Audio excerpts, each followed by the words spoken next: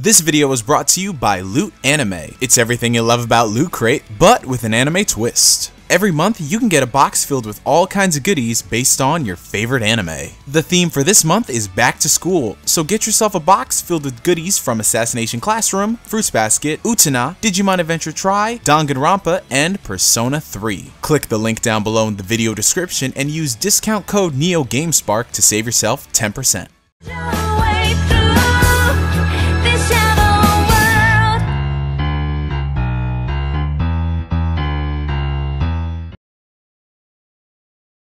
Got a nice atmosphere about it. It's got a nice little police interrogation room vibe. I dig it. Yeah, it's like have someone sitting right over there, handcuffed right there. Yeah, and I hear there's gonna be. Are there? What's past that door? That is a mystery. It's a gate, bro. It's a gate. Yeah, All the secrets are behind that door. We're in an impasse. Who knows who's watching this? So I'm gonna open it. Yeah, all right, man. If you want to go for it, open the door. Let's see what happens. And Aaron Dismuke was never heard from again. It's kind of cool. It's kind of cool. Yeah. Found out all the truths behind that door. All right, that's sweetness. I don't think it was an illusion. Oh, okay. All right, but it had a nice view, so that counts for something, right? Yeah. Oh. I mean, in a sense, it might as well have been an illusion. You know, it was a lot of seating, but it was all past a, kind of a pretty patio setup, but it was all past this glass wall that I'll never go through. So it might as well have been just a picture of one, of that. Oh, man. Practically. Man, it's got real deep here. What is going on, everybody? My name is NGS, back again at Otakon 2016. How's that for an intro? I've got my boy right here, Aaron Dismuke. What's going on, bro? How you doing? I'm doing well. How are you? I am doing spectacular. That intro was just something else, man. It got me thinking. It got me really geared up for this. Oh, good. Yeah. So, how's Otakon been treating you? Pretty well so far. That's cool.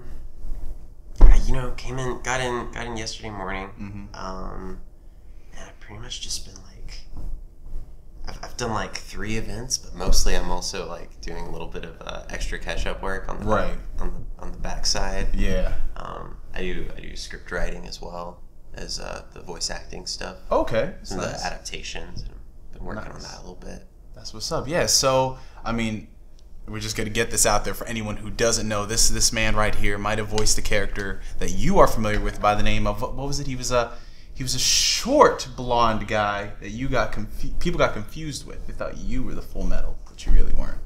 Right. Yeah. So you were the other guy. You were the guy in the armor. Yeah. The robot. Yeah. The robot guy is what most people would go with. For simplicity, and then I'd have to correct them and be like, actually, he's an adolescent boy's disembodied soul trapped inside of a suit of armor. Thank you very much for getting it straight. And his name is Alphonse. Not Edward, but Alphonse. So yeah, growing up, a lot of people watched you in Full Metal Alchemist, and then I know you were in some other roles here and there, but then I guess, is it right to say you took a break for a while? No. I mean, I've definitely consistently done some sort of parts, but there was certainly like a slower period. You could also call it the puberty period. Yes. There's basically a segment of time between my age 14 and 18 where my voice was pretty mercurial, could crack a lot. Yeah. So I did some voice work in that time, but definitely less. I was probably constrained to maybe like a lead a year, while every director had to like take a minute to forget that my voice was super cracky, and then they'd be like, oh yeah, I'll cast Aaron, and then they'd be like, oh right, his voice is super cracky, don't do that again. And then it just rotated through, and then I turned 18 and things settled down. And I was able to work more consistently. That's good. That's good.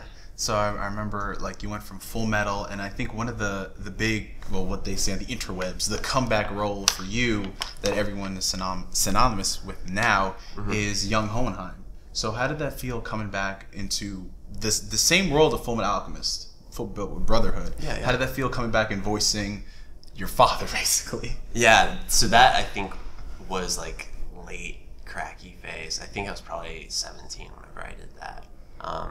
So I was able, what was fun about that role was trying to sound like a man. Right.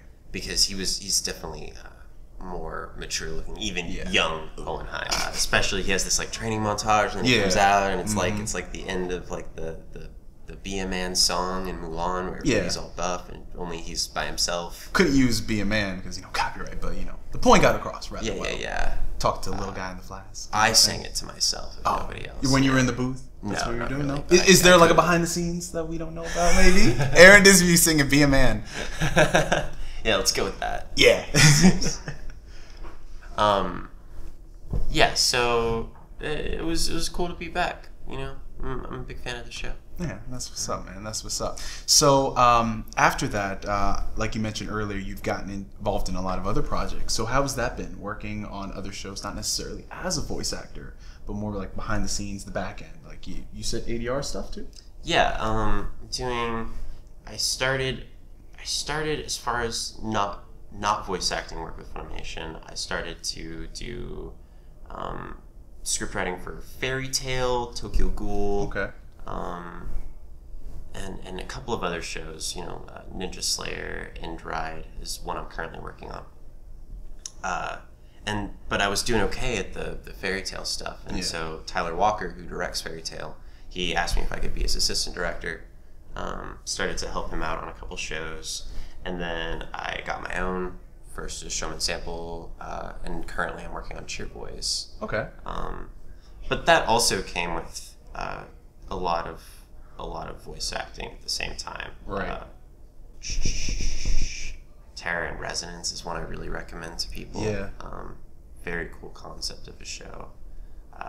Devil's a Part-Timer. Yeah, I've seen that. It's a really good show. Cool. Yeah. So one of the questions that I asked to a lot of the voice actors is if there was a role, like for any character in history, it doesn't matter if it's animated, it doesn't matter if it's like an actor who's playing the character in a video game, like something out of the Avengers, what character would you want to give your own take on, like have a different spin? I'm trying to think. It's a toughie, because characters that I really like, it's hard to divorce the fact that I like that character from the original performance that did it. Yeah. And it's equally hard to think that I could do a better job than most characters who, like, whenever I watch a good show, like the characters just seem so complete to me, and like the voice just seems like it's part of that. Part of the experience. Yeah. So I would have to say like something that probably hadn't been given voice work yet. Okay. So like something, if you were reading like a novel or something and there was a character in there, maybe? Yeah. It would be cool to like, first of all, I would really like to start doing some audiobooks. Okay. And I've been reading this book called The Vor, which is a excellent, it would be incredibly challenging, but excellent piece of fiction. It like starts with a dude turning his ex-girlfriend into a bow. She's dead.